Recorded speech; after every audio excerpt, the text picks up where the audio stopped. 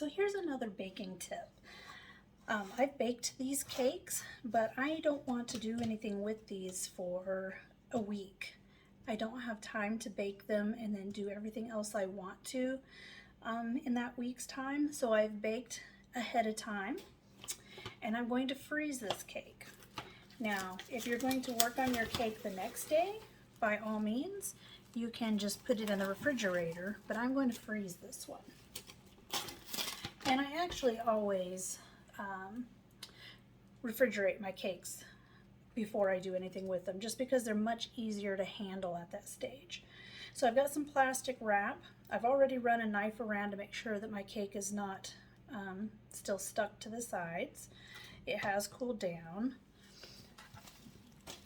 And I'm just going to flip it over.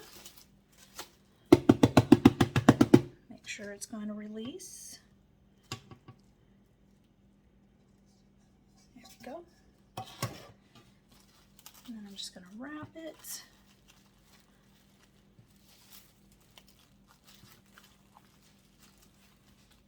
Okay.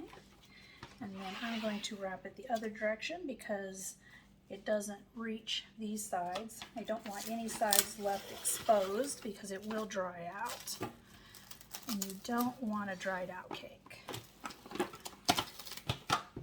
So a second piece, and then I'm just going to use a sheet tray, lay over that, flip it over, and then wrap this around. Don't wrap it too tight. If you pull it too tight, it's going to pull your edges in, and then you'll have a cake that won't have a nice round edge. It'll be a little concave there. So, all right, so I'm going to put these in the refrigerator for a couple of hours till they finish cooling all the way down, and they'll firm up some, and then I'll put them in the freezer. And that's a tip on how to finish out your cakes.